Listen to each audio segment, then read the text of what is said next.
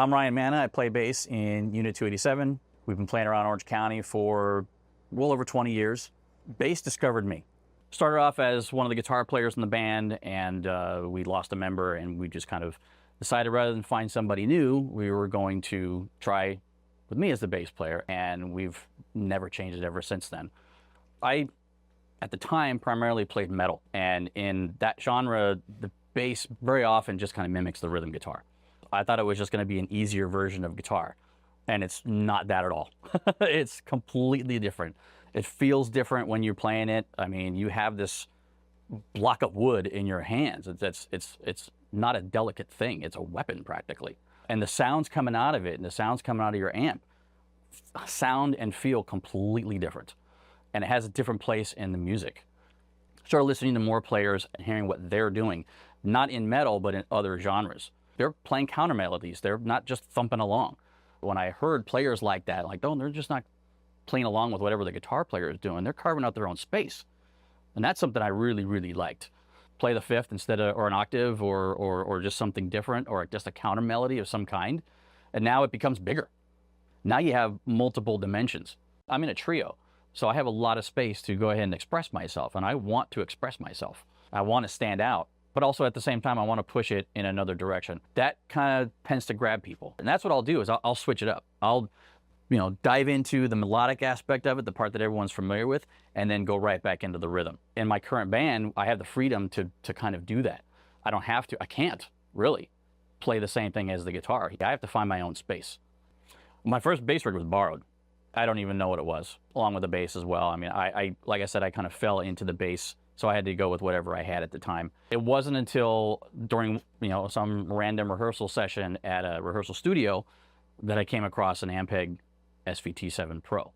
It blew my mind. I immediately loved how I sounded through it. I was okay with my tone. I was okay with my tone at the time. It was fine. And I played that SVT7 Pro for about an hour and just loved it. It was guttural. I felt it right here, not just the punch, but just the feeling of having the right sound.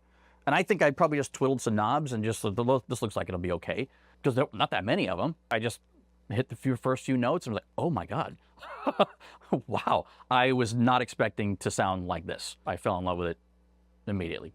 It got to a point where, every time we went back, I would request that amp again and just kept playing. It got to a point where I was looking forward to playing the amp more than I was with rehearsing with the band. It was game on from that point. I knew I had to get my hands on one, and I've not looked back ever since. I love being able to record direct and be able to use a plugin to essentially recreate my live sound.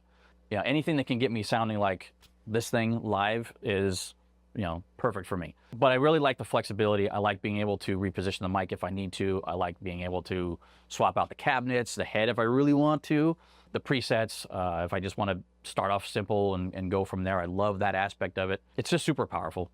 We've all been aware of Ampeg for so long. We've all seen the pictures, even from the 70s, of like the walls of Ampegs and the walls of Marshalls. That was the standard. Everybody did that. And the guitar player had his thing, and the bass player had the walls of those 8x10s, anywhere from 2 to freaking 12. Like, that was the thing. As a tech for other bands, I've worked on those myself, been very familiar with them. I've had to lug those coffins around, plenty of times. They're fun, but they sound amazing. They've always been in my orbit. I just didn't really have an opportunity until I finally became a full-time bass player to get my own. And I always wanted one. If a brand is doing something for 75 years, they've been doing something right. They're going to be around for a really long time, I'm sure of it. And I look forward to being around along with them for a while, at least anyway, with more and more Ampegs.